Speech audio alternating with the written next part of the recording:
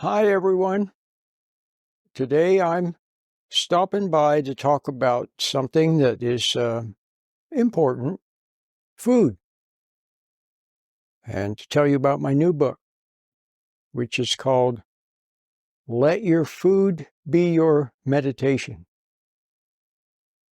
Mindful eating, mindful living.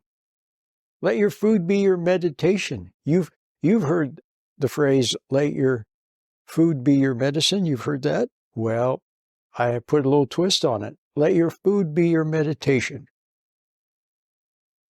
Now, why? It's easy to remember, kind of catchy. Let your food be your meditation. Well, here's the idea. People have food problems. A lot of people have food. Just about everybody has food problems. You'll understand what I mean if I go into more detail. But what it is that food is connected with the fall of the human race. Now, those of you who have listened to me for a while, you know that I say that the human race is a fallen race, and the proof that it's a fallen race and that the story of the Garden of Eden is true is that you see it recreated everywhere. All you have to do is look at your parents. How, when they got married when they were young, they thought they were going to be happy forever after. And it's supposed to be that way. We can sense something deep down inside of you knows that it's supposed to be that way. But it doesn't end up that way. In fact, it often ends up in divorce, hurt feelings, arguments, and not good. The kids see it, and they don't understand it. Kids say, "Mom, can't you just be happy? Dad, why do you have to be so angry?" Well, see what I mean? You understand. Well, what's it all about? Well, what it's all about is that it's the fall of the human race. But of course, marriage is a beautiful thing because when people come together, it's a chance to undo what happened before. Each couple, and you sense it at the beginning of marriage, you sense that there's a chance to have a beautiful existence, despite what everybody else, the stories, the plays, the West Side Story, there's a place for us, somewhere a place for us. Peace and quiet and open air. It's beautiful. Wait for us somewhere. Well, each new couple has the possibility of being happy forever after. And it can be a reality. Now, if you're married now, undoubtedly, once you get married, then you discover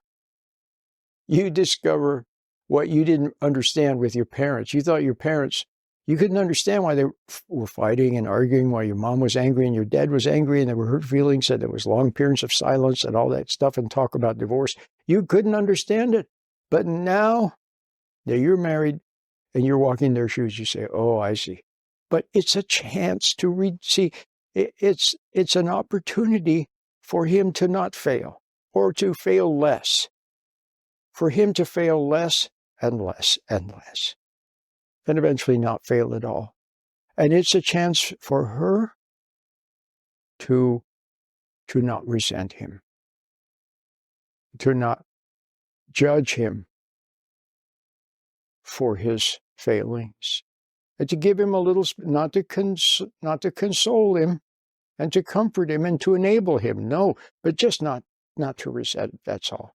Give him some space, and maybe he may not, but maybe he will recover and learn to be a man. And that's what all my books are about. The myths and mysteries of marriage. You should get that book. Putting the forever back in love. Oh, what a beautiful book that is. You should get it. And I have a book called Roland on relationships. Those are my best articles. So there's no reason why you wouldn't want to get those books to understand your parents and to save your marriage. But now I've come up with the ultimate book. Maybe not the ultimate, but pretty close to the ultimate. It's about food. Food is mysteriously connected with the fall of the human race. It was by eating the forbidden food Adam began to daydream of being great and being successful and ambitiously pursuing success without God. And he daydreamed, but you know the result. He fell. The whole human race fell, and that's what we inherit. You inherit it from your parents all the way back to Adam and Eve. But food was connected with the fall. And food has a sort of a curse upon it. When we eat, we lose awareness. We fall from awareness into daydreams and into, we become more animal. And you can watch people eat and see how they kind of go into a trance. So food puts people in a trance. Why is it that the salesperson always will invite you to lunch, buy you a lunch, and then make the pit after a lunch? You see what I mean? So going out for a coffee at the office is the beginning of many an affair, isn't it? Going out to dinner with someone is the beginning of, romance, but also of what you know the inevitable result will be. Why do you think people cry at weddings? Yeah, it's beautiful, but you know what? They know what's going to happen. But I'm saying it doesn't have to happen. So in this little video here, I don't want to talk anymore about the man-woman relationship. I want to just make you aware of the fact that food is connected with the fall. And so we must learn to eat with awareness. We know we should live with awareness. That's the whole point of what I teach, to help people to wake up. Wake up and smell the coffee. And then drink the coffee for awareness. Learn to eat. We all know that if we eat mindfully, so you have a sense of the fact that you could eat mindfully and not fall into a trance, maybe after you've been sick. Have any of you ever been sick, with a flu? You ate something wrong, or you got flu or something like that, and you just were really sick, but very quickly recovered. And then right after you recovered, it felt so good to not be sick anymore. But then when you went ahead, when you were going to eat something, it was a little bit weird. Or if you went to smoke the cigarette, it was a little bit weird. Or to drink the drink, or the marijuana, or whatever. Because you were aware. But then very soon, the things you do, and you're eating, and you fall back into the trance again. So wouldn't it be nice to be able to eat and be aware? And wouldn't it be nice to do everything with awareness? But the point, the main point of where unawareness enters into our life, unawareness and deterioration. I had a client a couple of months ago, and went to his house, and his wife came to the door, nice lady, and she said, "Oh, he's coming." And here he came. And I think he was like maybe 70, 65, 70, something like that. But he was totally deteriorated. He was hobbling and gimpy and could barely walk, and he was way overweight and obviously out of shape. And he looked terrible. But his eyes were bright, and he was smart and sharp.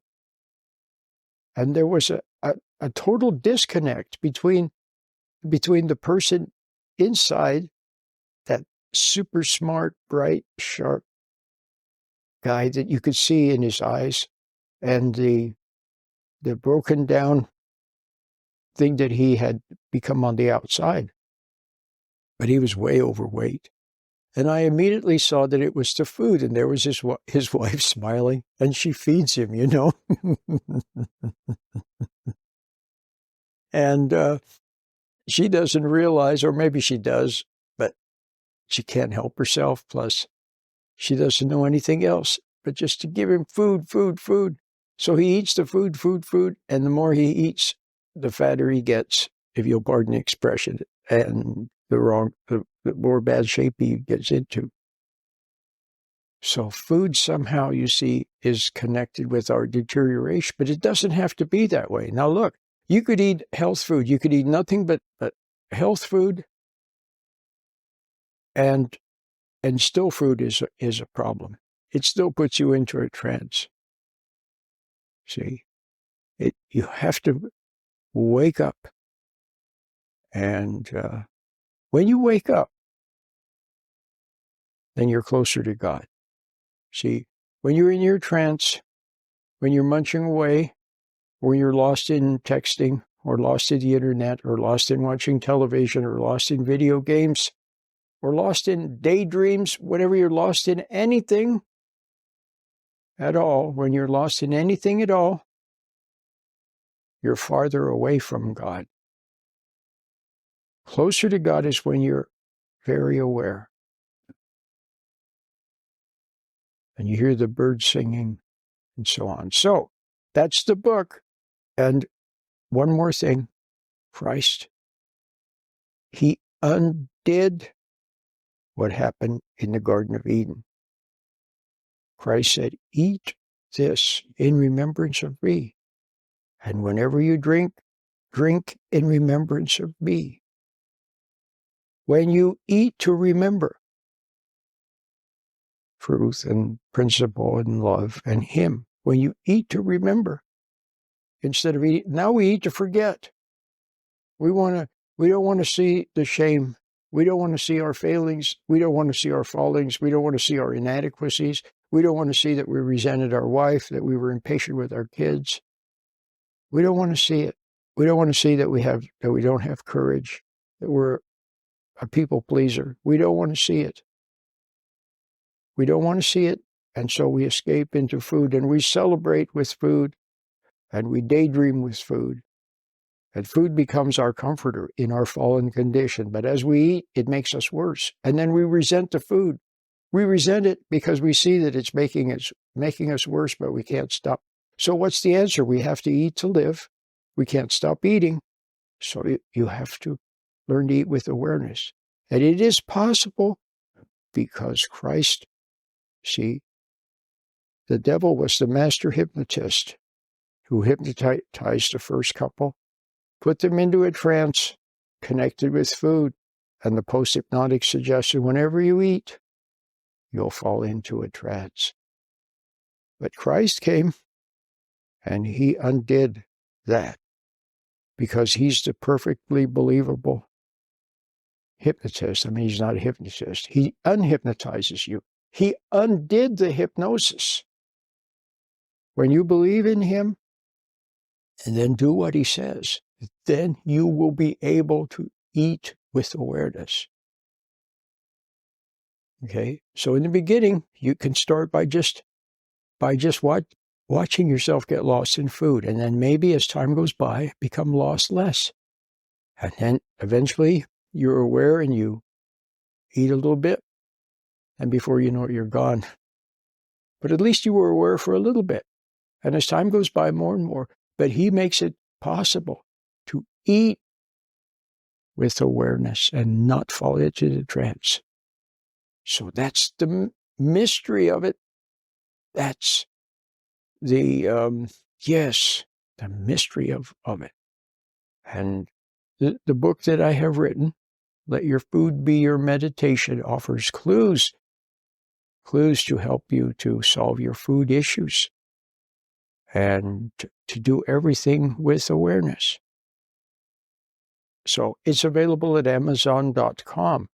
Right now, as I make this video, it's available in quality paperback, and I've priced it as low as I possibly can. Soon it'll be in Kindle and also in a hardback edition. But you might as well get it. What's the use waiting? Get the paperback, and then later you could get the other. So that's one. You can also get it by emailing me, Roland, at SheddingShackles.com.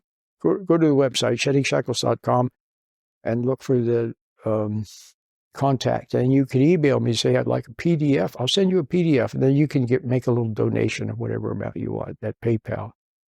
But you need to get the book. You really do. You need to understand food, and your eyes will be opened. It's a good read, incidentally. It's a good read.